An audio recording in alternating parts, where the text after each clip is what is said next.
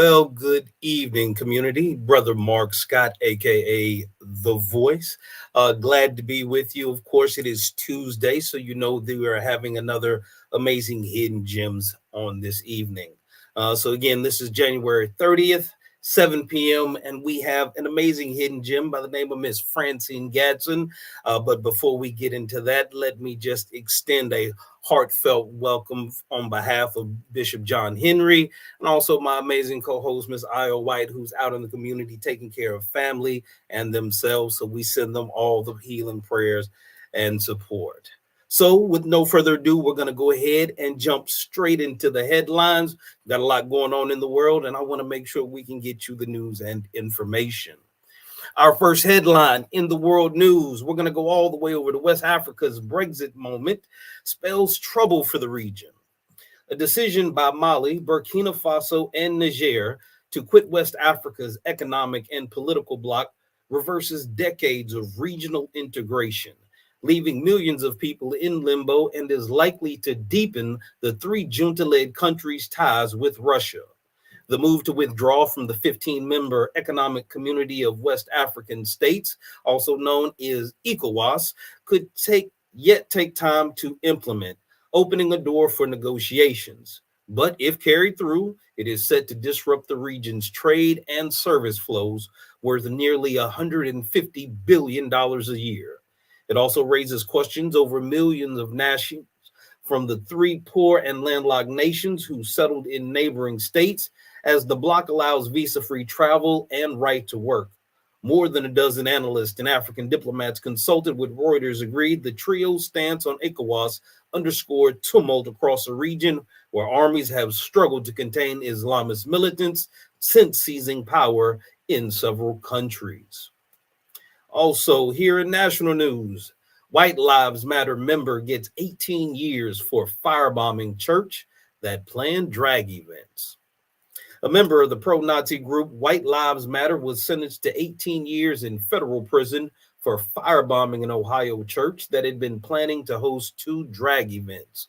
Amin Penny, a 20-year-old far-right extremist from Ohio, was arrested last year after he made Molotov cocktails and threw them at the community church of Chesterland in Ohio on March 25th, 2023.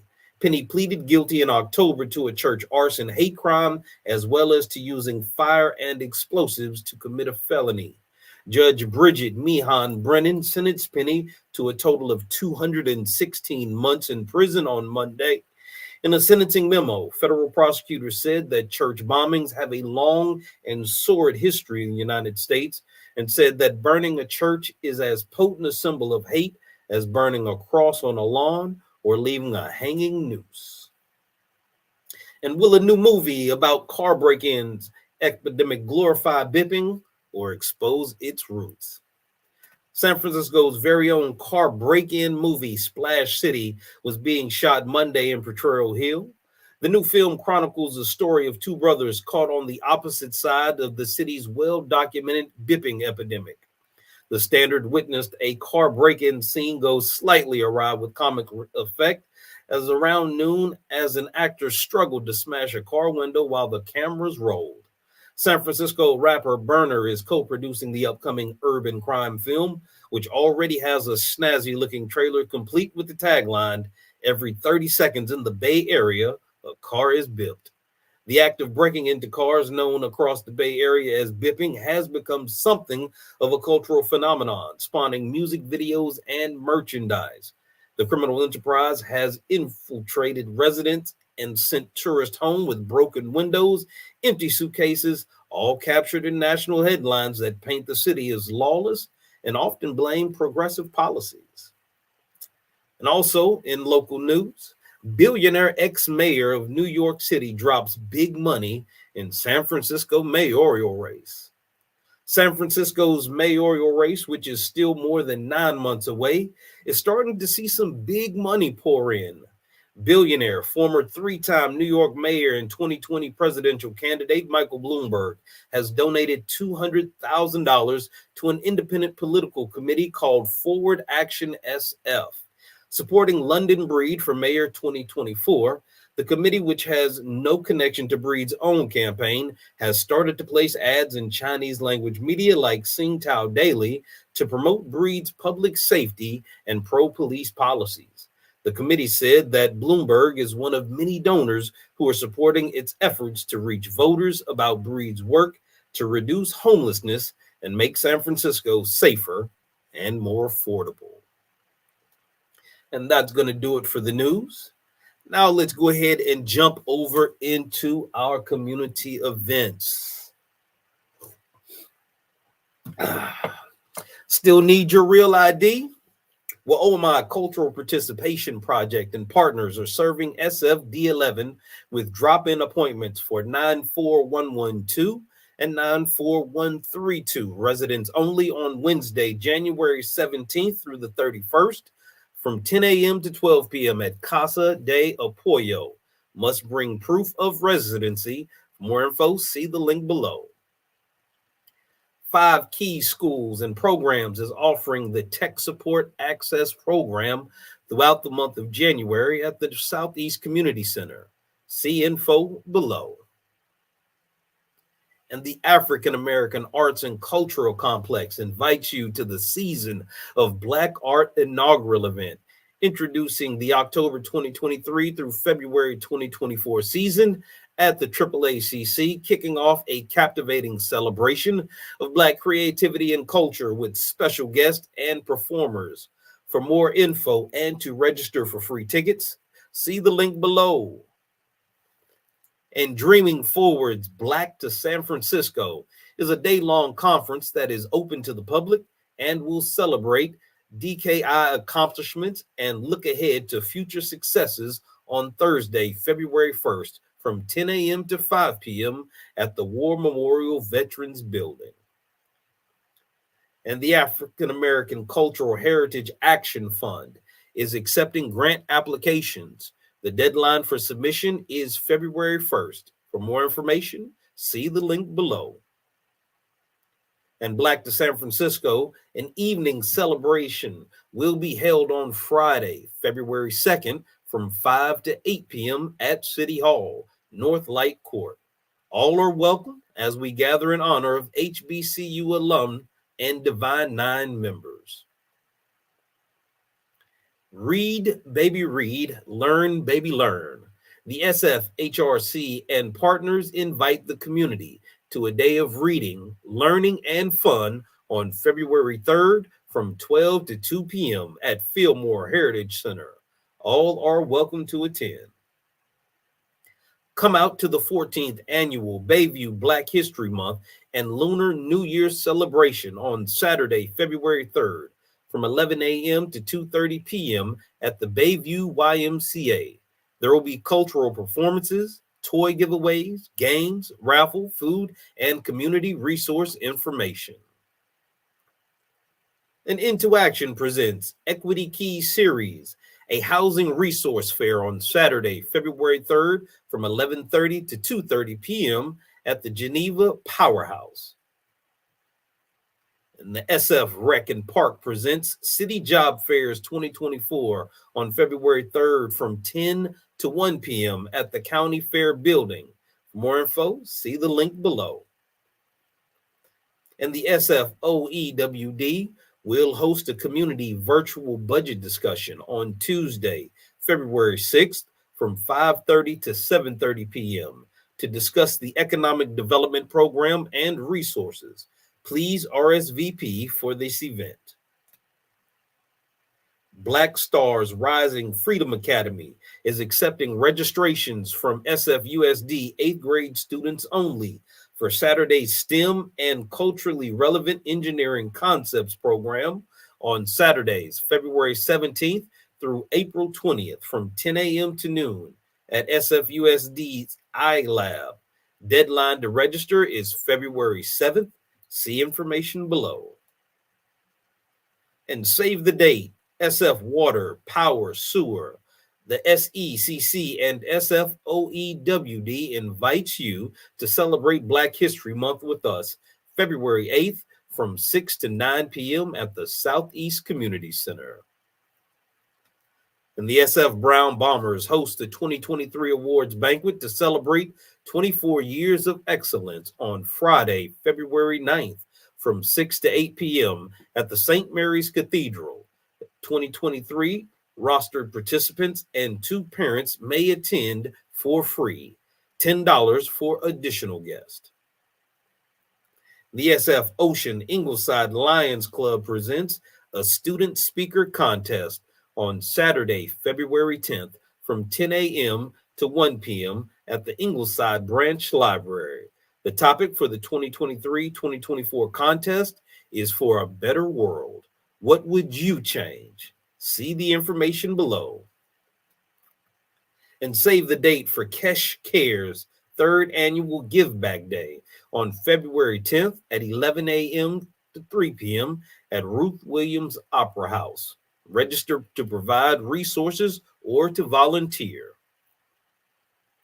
And the SFHRC and Partners presents Drum Beats, Heartbeats, Communities as One 2024 with SETI X, Kippy Marks, and Lion Dance, Denia Dance and Drum on Tuesday, February 13th from 5 to 8 p.m.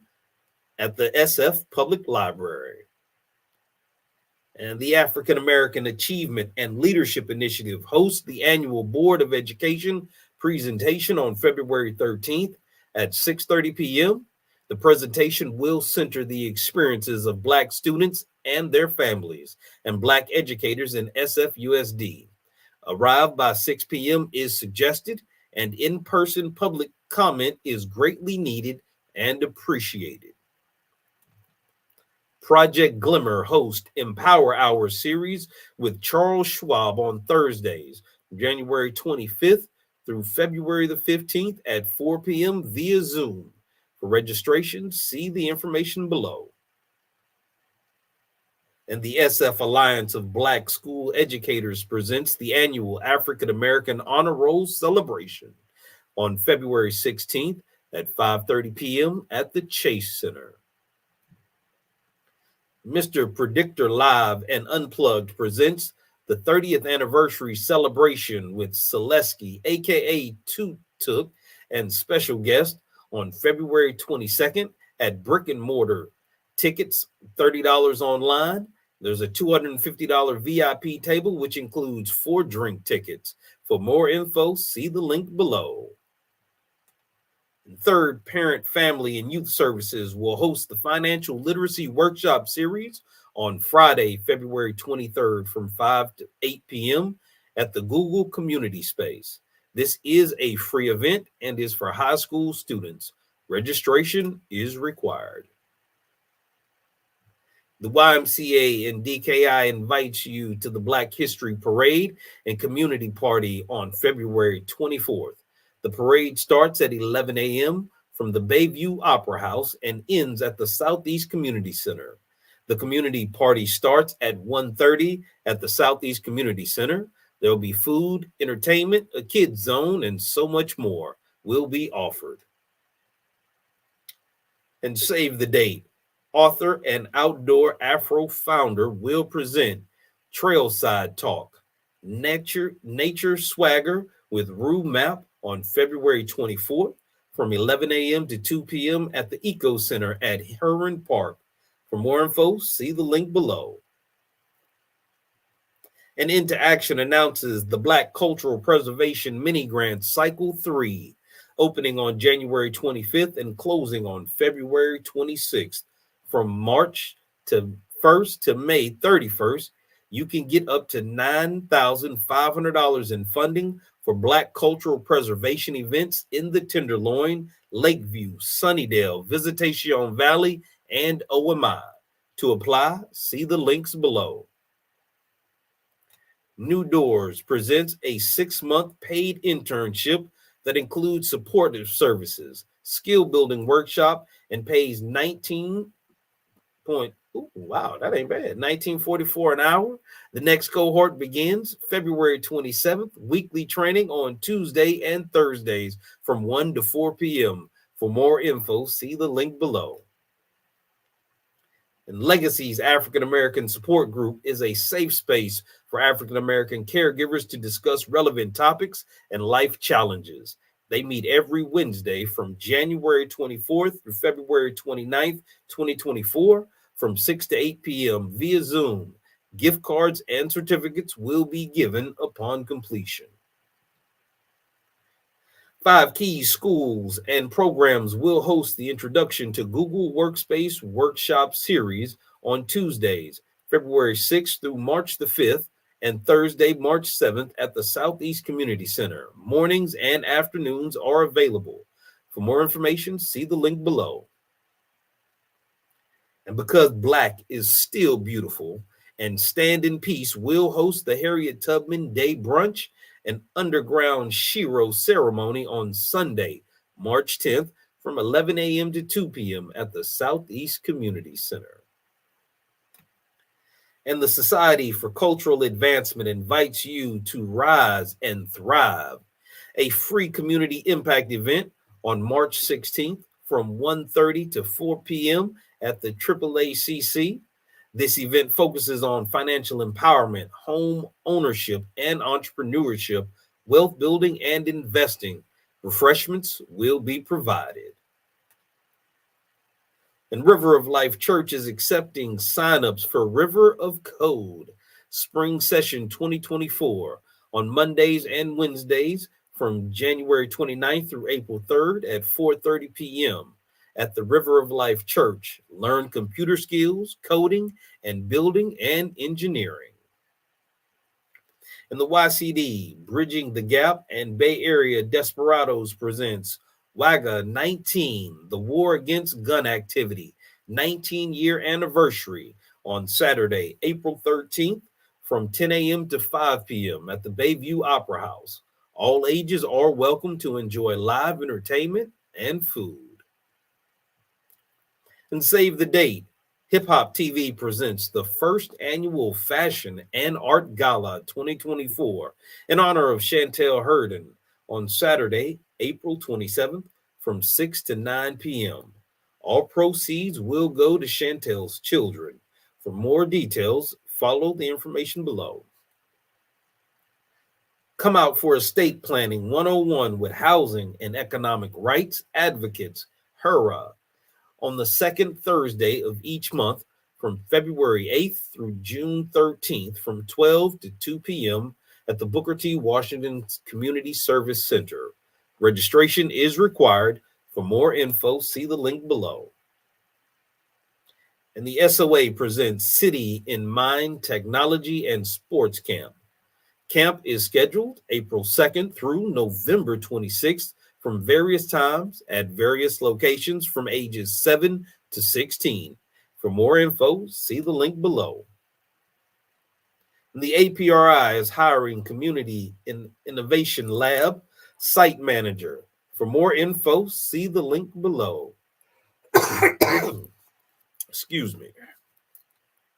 And Kids in the City presents Hair 101 Workshop on Saturdays from 1 to 3 p.m. at the Chase Center. All youth 7 to 17 will learn about hair and what makes it unique. All supplies are provided. Registration info is below. And the SECC invites you to join us at the Hungry Cafe from 8 a.m. to 4 p.m. for the co-working, eatery, and social space with delicious bites and local coffee at the Southeast Community Center. And the SFOEWD and Renaissance Entrepreneurship Center are offering business support services for small business entrepreneurs in Bayview and Fillmore. See the number and the link below. Dream Team announces buy, sell, trade, size swap, and consignment. All sneakers here are sold below market rate.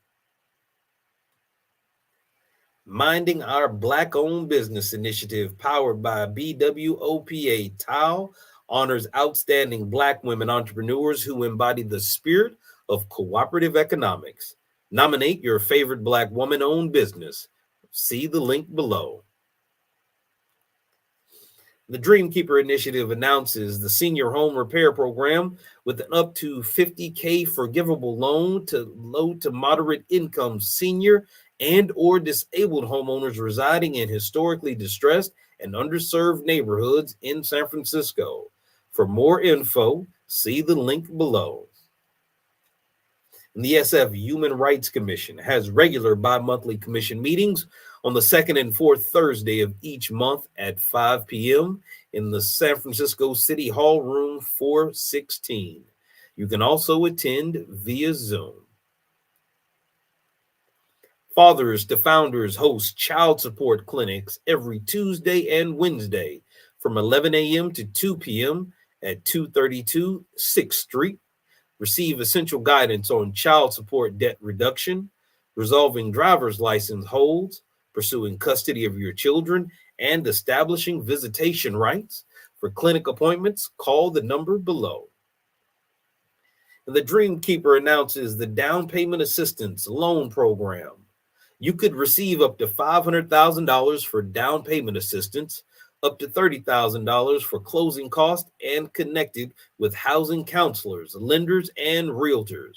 For info, see the link below. Walters Wellness Group invites you to sip, paint, and center every first, third, and fifth Friday, where you can unwind and set the tone for your weekend. Fueled by tea, creativity, and grounding. Hosted by Dr. Kathia Walters and the Walters Wellness Group. For more info, see the link below. And join Fathers to Founders for Fatherhood Reimagined Therapy group sessions held every Tuesday night from 6 to 7:30 p.m. And they're ongoing beginning on October the 24th. They're at 232 6th Street in San Francisco. There will be food served at each session. For more info, see the link and the number below.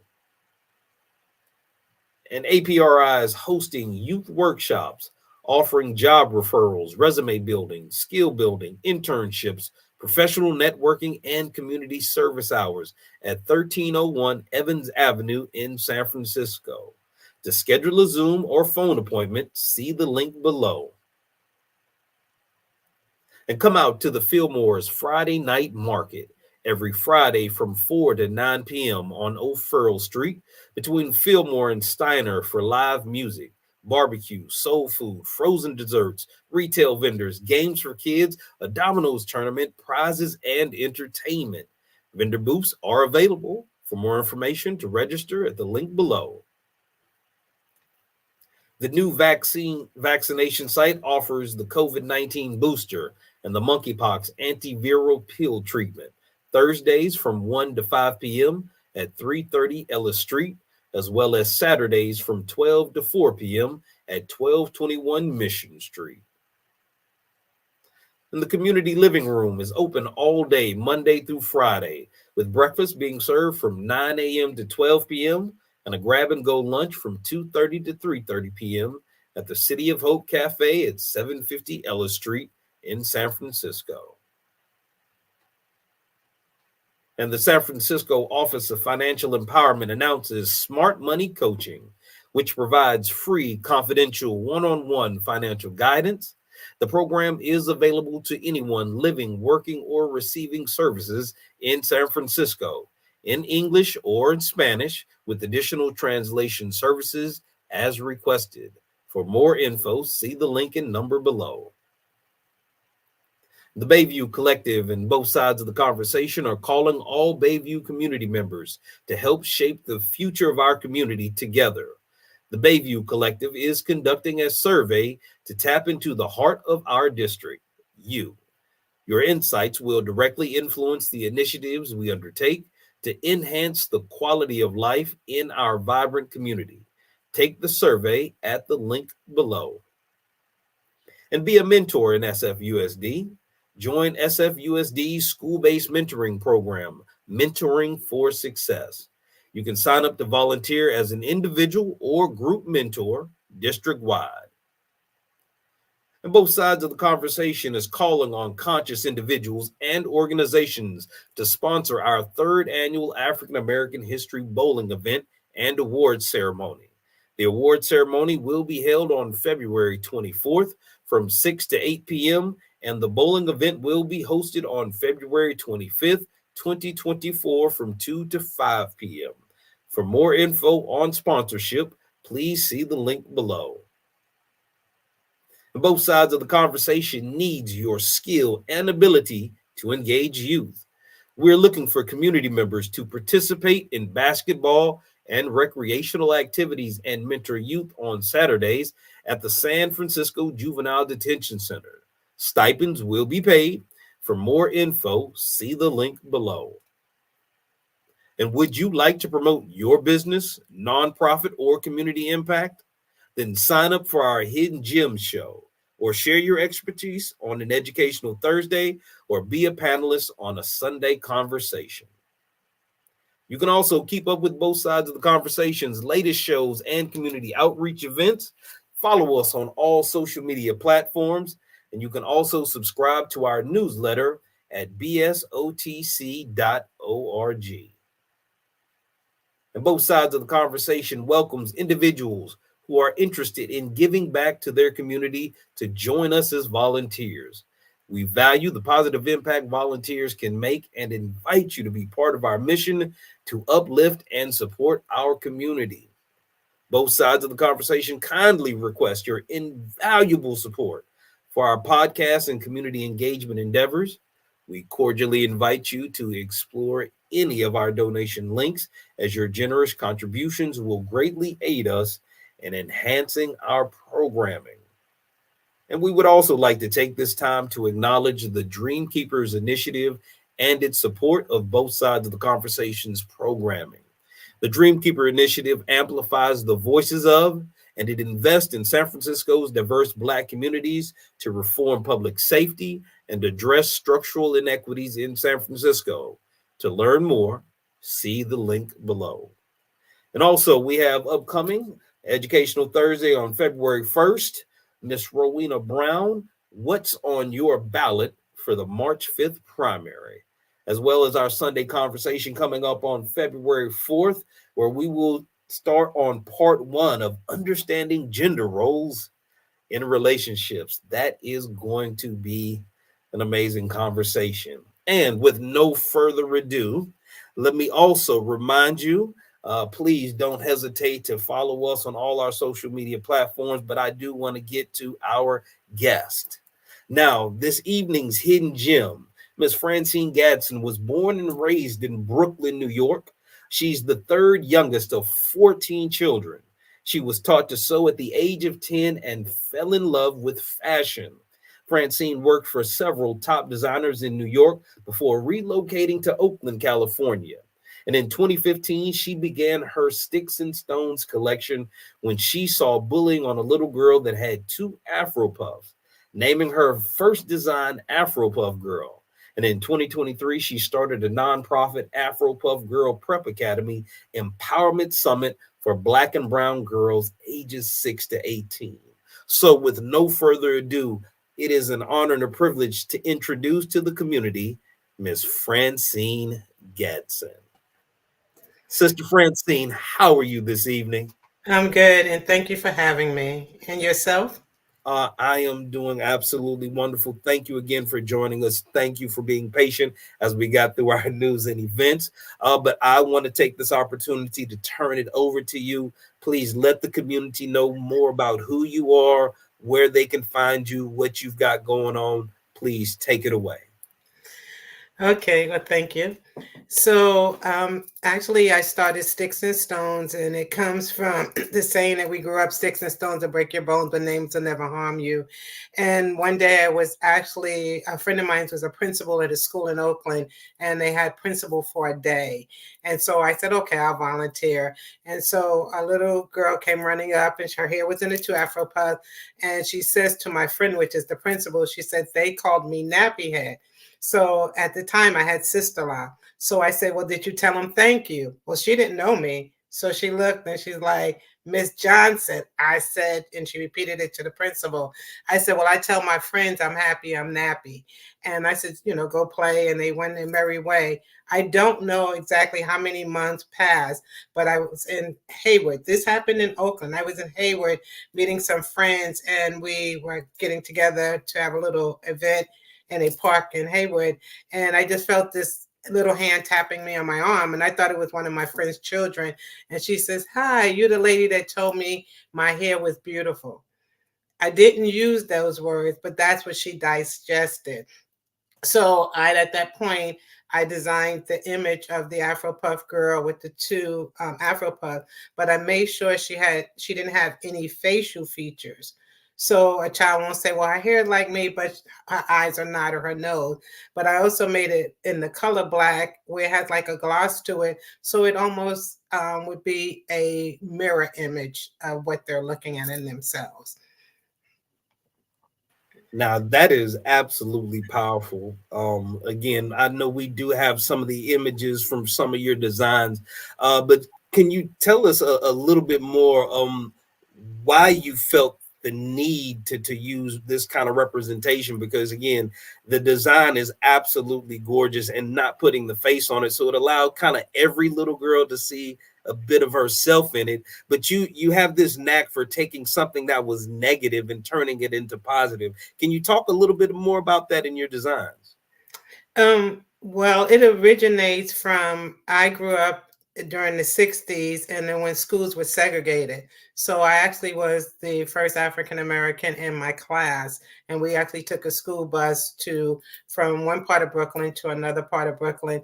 So the bullying and the teasing and the taunting was completely different than what I saw later on in life as an adult.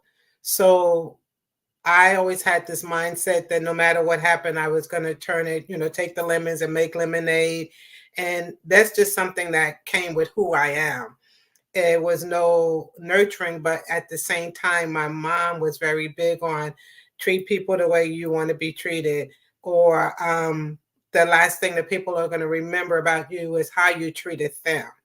So those things coming through life just made me just continue the process with my artwork.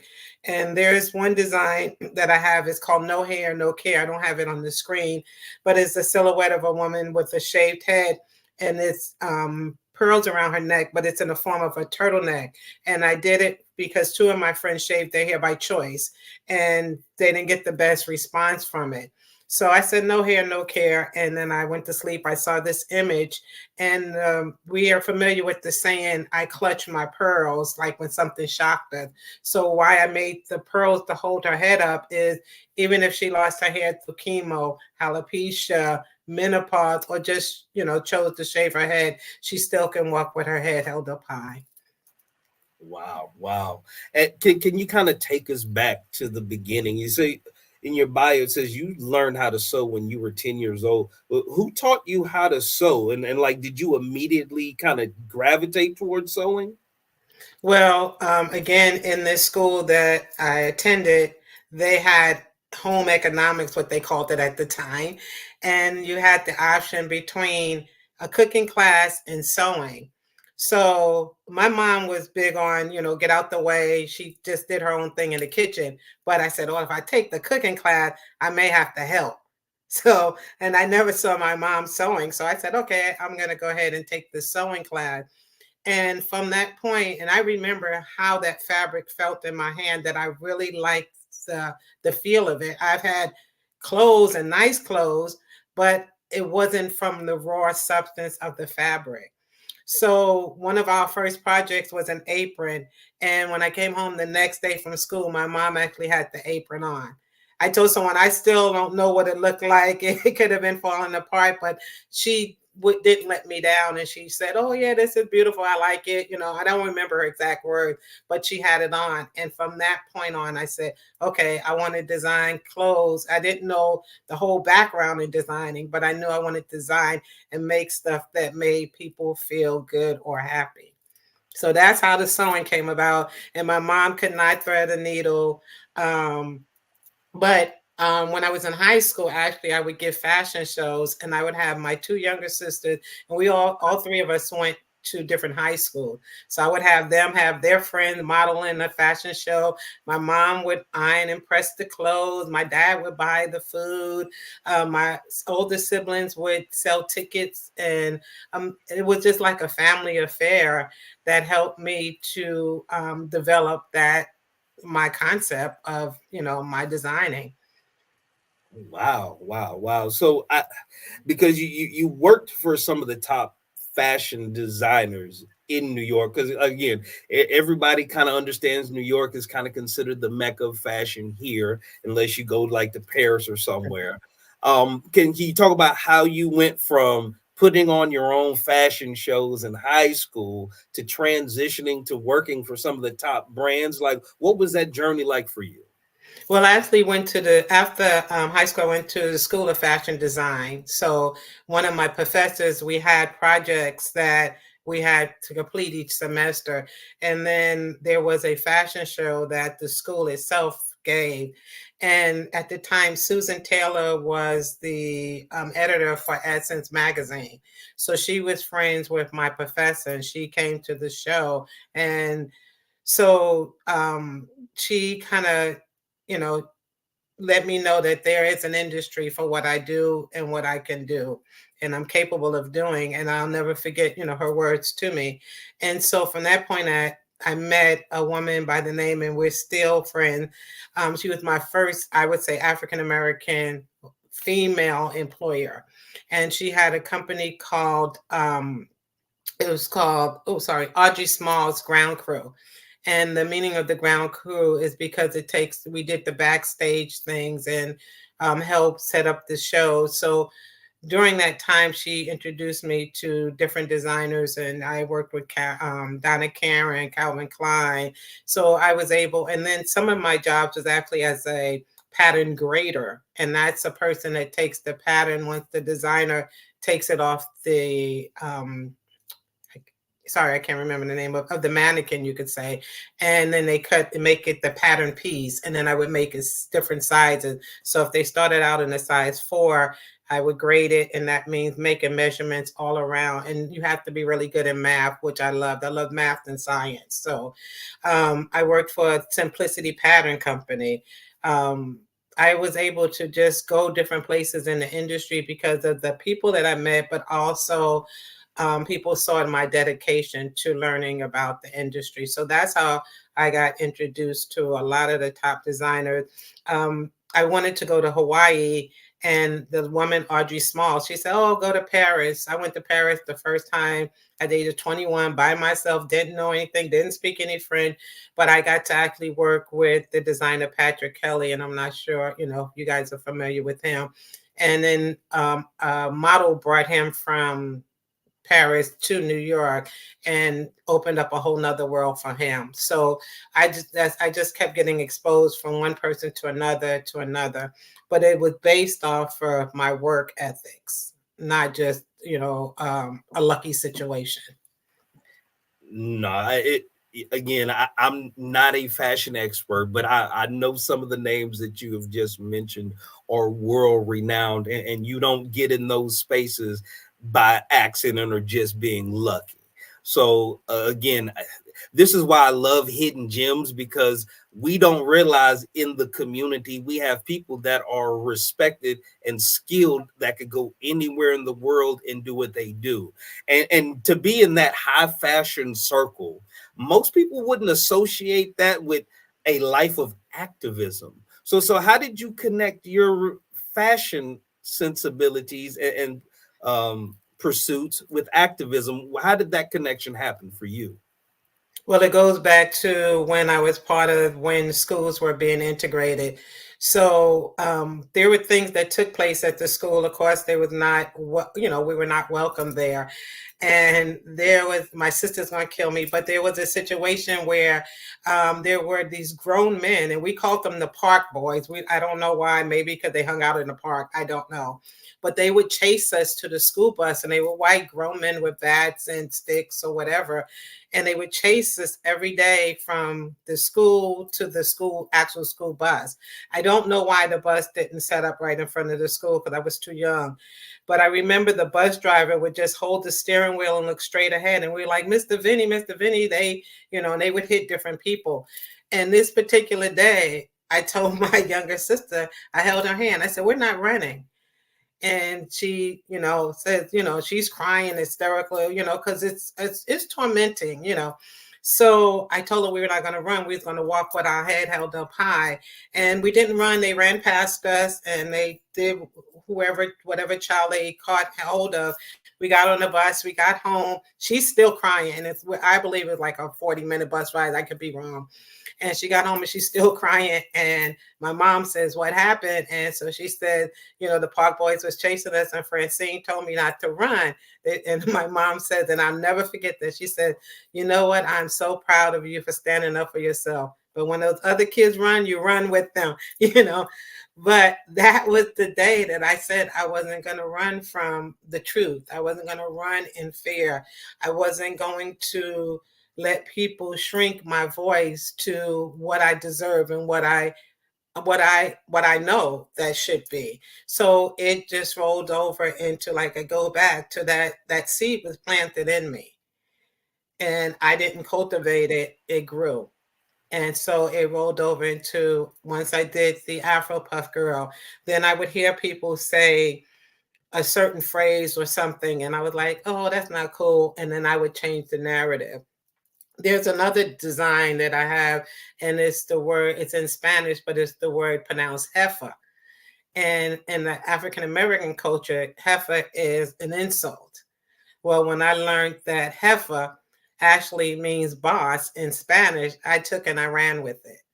So even in my caption, I told people, if someone calls you a heifer, say thank you. And then the other slide that shows the father and the daughter. One of my friend's daughter was actually at the age of 12 was trafficked. And I really felt that a father is the strongest person in a daughter's life, that he's that root. So someone else can't go over their head and tell them things that they didn't hear from their father. So that design shows actually, when she gets back to that one, but this one is actually the Black King. And it's showing that the K was the common denominator for me. So I had them overlap. So you saw that was that. This design is called Shades of Sisterhood. And what I did was that it says no matter what nationality. So I did the 3 brown girls, the Asian, the Latino, and the Black. And I intertwined the hair because we come together as one.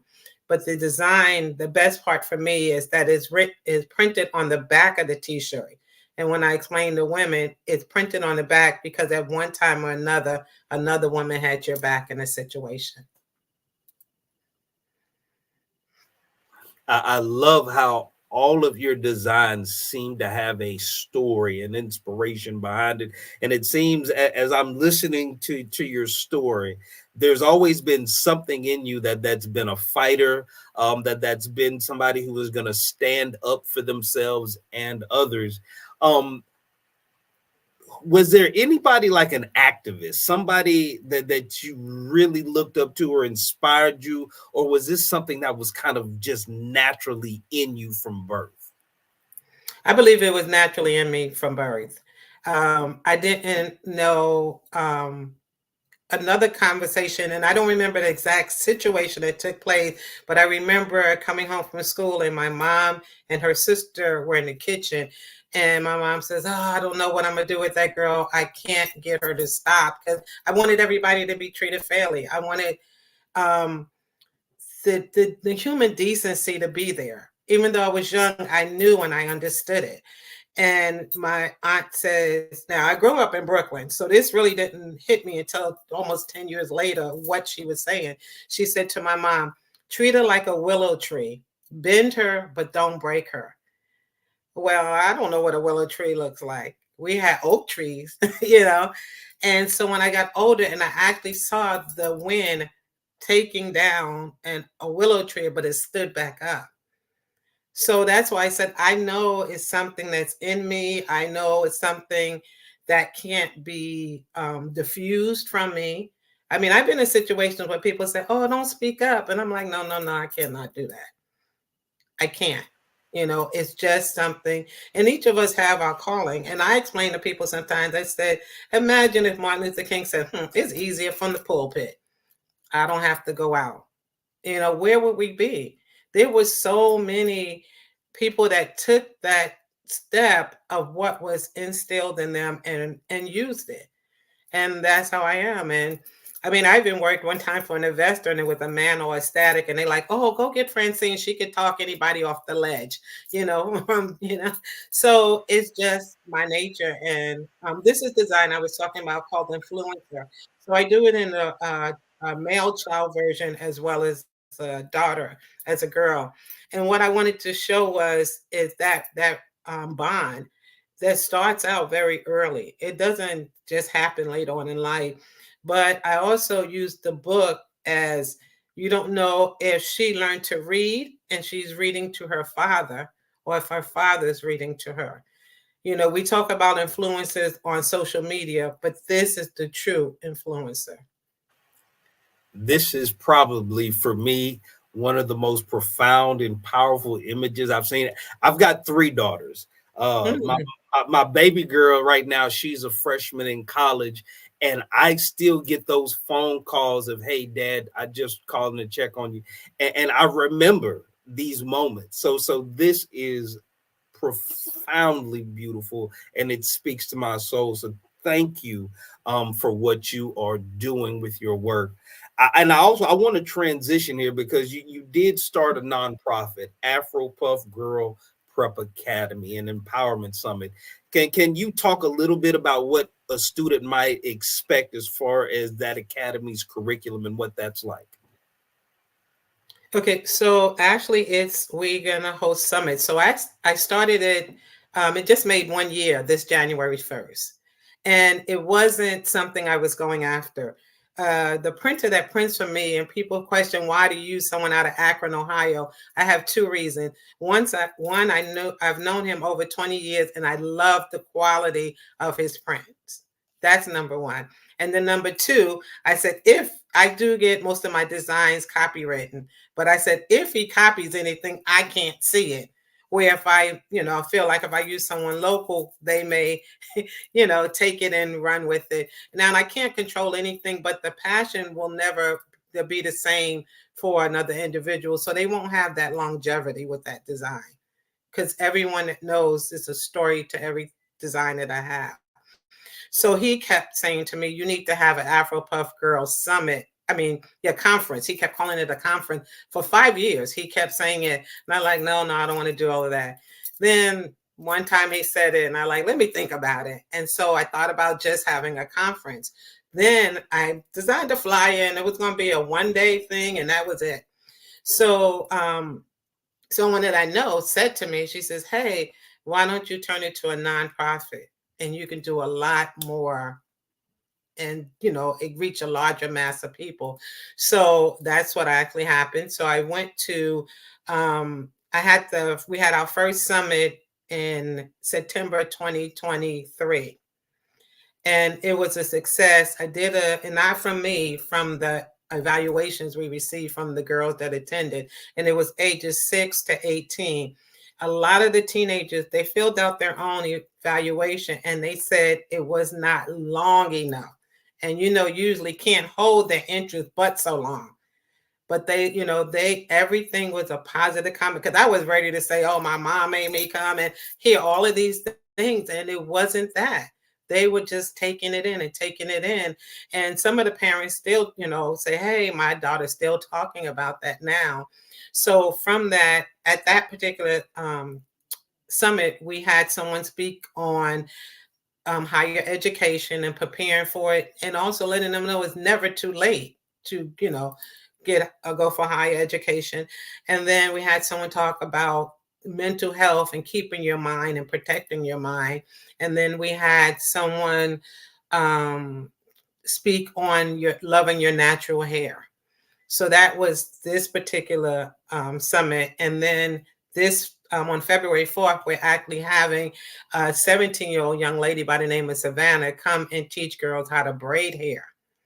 Because when I was in college, I made my money braiding hair. And I didn't know it was, a thing at the time, but my sisters and then their friends were coming and it's like, okay, so there's money into it. They don't have to get a license to braid hair as well. So it's not another hindrance to say, well, I can't do this and that. And then on this coming September, we'll do the second annual summit, and we're inviting a female scientist to come and speak. So it's a matter of exposing these young ladies to different professions, but also people that real life people. It's not a movie and they're like, oh, that lady in the happily ever after. She's going to let them and have them understand, I should say, what it takes to get to those next levels. So it's empowering them with information. When I announced it on my social media, I used a situation and I said, your child will hear something different, even though we're saying the same thing you're saying. They hear it differently when it comes from someone else. We're the someone else, but we're the ones that's not giving them bad data to process.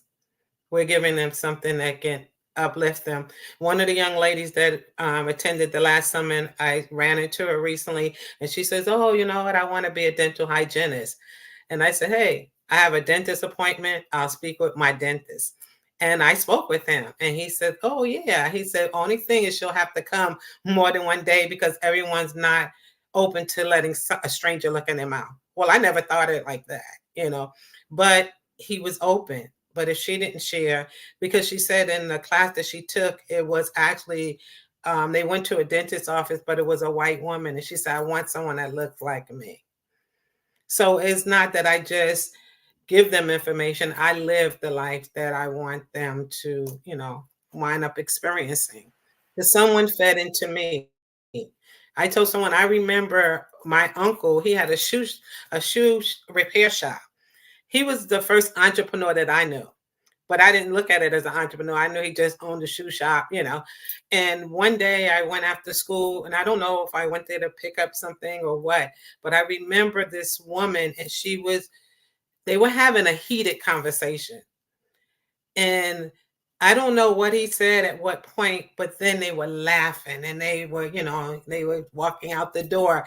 And I said, I knew that was customer service. And people that shop with me know that's what I'm about, is treating you well. Even if we may not agree upon the same things, we're going to reach the happy medium. So he really taught me a lot about being a business person, even though he didn't sit me down and instruct me. I saw it in real life. And just like you caught those lessons coming up, the young ladies that you're getting to impact and influence, they're going to catch things from your example, from your life. You are truly a treasure and a gift to the community. Last kind of question before we kind of give you an opportunity. I don't want to keep you all night and belabor the moment too much, but are there any partnerships like with any other nonprofits, any government agencies that you've been able to work with or that you do currently coordinate with? Well, when we did the summit, I just went to places that I frequently visit or I interacted with the owners. One, I used to work for an investor and I left working for him. I did property management working for him. And I believe it was 2015, 2016. And I called them on the phone. I'm like, hey, this is what I'm doing. And he sent over a good amount of money to donate because, again, it goes back to consistency. If he saw that I was doing it when I worked for him, he knows that I'm going to see through and do it for my own self. So that one of the person that actually donated a good amount. I have people that worked with me in New York or friends from New York. They invested. We don't have any partnership at this point, but we started reaching out because, again, this is all new. And I never did this. Even for board members, I just put on my social media. I said, hey, looking for board members. Only qualification is you want to see us win. That's it. Well, there And you have it, community. Like right now, community. I'm putting out a call. We're looking for board members to come alongside Miss Gadsden and support what she's doing. This truly is worthy work, and as amazing as she is, she can't do it by herself. exactly. And speaking of not doing it by yourself, I want to give you an opportunity to give any shout outs. Thank you to, because I know there's always somebody who's been making phone calls or just sending text messages, encouraging, supporting there for you. Let the community know who those people are who keep you going and support you in this journey. Well, unfortunately, I can't mention names because I explained to you, third youngest of 14 children. The one name that you forget, you'll never get to forget that you forgot their name. So my village, they know who they are. I shout them out on a regular basis. It's not, I need a certain time or a platform to do so. They know who they are. They know what they did, and they know how I appreciate them. I have what I call unpaid volunteer employees. I pass sometimes as a design that I think is great, and they like, but that's a little this way. So they will give their input, and there's just people that have had my back since the first day that I say this is what I was going to do. And they have never let down. My siblings, like I said, my parents were fully vested in seeing me win.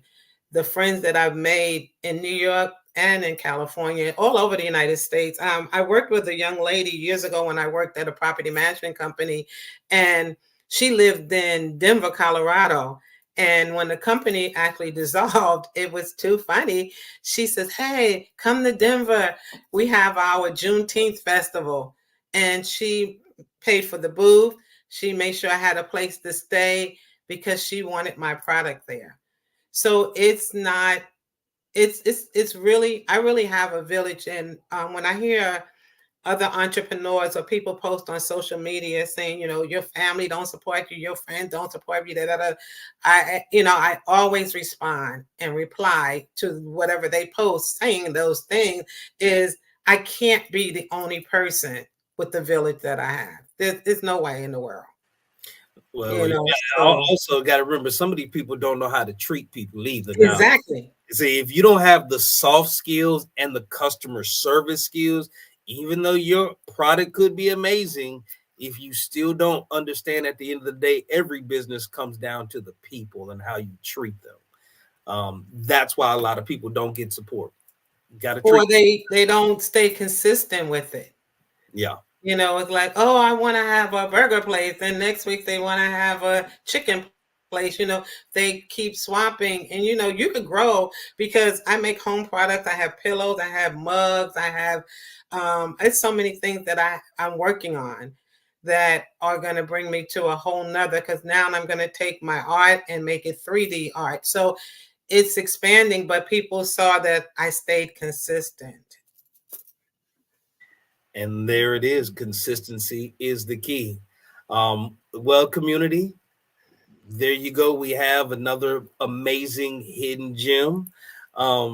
Sister Francine, I just want to, are there any closing words, any words of inspiration, encouragement for that young lady or maybe even a young man who may watch it and just want to be able to walk away from this conversation with something, saying, you know what, sticks and stones might break my bones, but there's always a silver lining to every situation. What would be your words of encouragement for the community? I always tell people nothing happens by mistake. Nothing.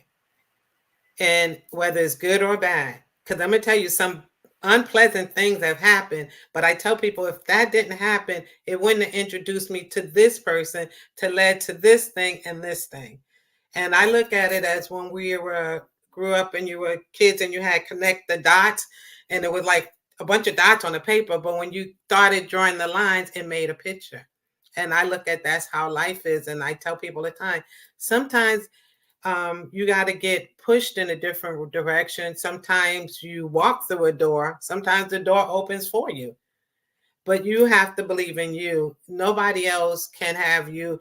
You can get a billion accolades and still go home at the end of the day and don't, believe in yourself. So you have to start with yourself. And I tell people, my dad used to always say, to thy own self, be true. You got to be true to you.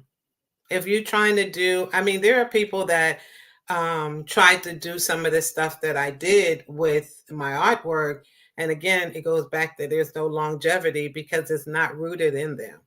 So I would tell anyone, no matter what age, it's never too late. You can always start, and you can always start over. During COVID, we had to reinvent ourselves. I was on the road doing shows, going to conferences, and then I had to go behind the screen and develop and pour more into a website because it wasn't accessible. But I didn't say, oh, it's over. So it's always, and there's always someone that is going to feed into you, but it starts again back with you feeding into yourself. Because when I create something, sometimes I be like, oh, this is great. And I start texting it to my unpaid volunteer employees, because I know. And then there's times I'm like, I'm not sure about something. And then I'll get feedback from that. But I would tell anybody, never give up. It may not today, may not. I mean, I see people that have been exposed to different things and I cheer them on because it's not my time or it's not my blessing. And I tell people, don't chase after other people's blessing because you don't know what they had to sacrifice and get to that point. So those are my only ever words of encouragement is just focus on what you want to get done. Well, thank you. Thank you, Ms. Gatson. It's been an absolute honor and a privilege. Thank you for giving us an opportunity to give you your flowers now. Community, she is no longer a hidden gem. Y'all find Ms. Francine Gatson and y'all partner with her. Sticks and Stone, Teas and more. Thank you. Thank you. And Afro Puff Girl Prep Academy. There you have it. It has its own website as well. All right, and we will make sure we get that out. Community, y'all go support Ms. Gatson. Again, thank you very much. You have a wonderful evening. And thank you. Thank you, everybody. Whew.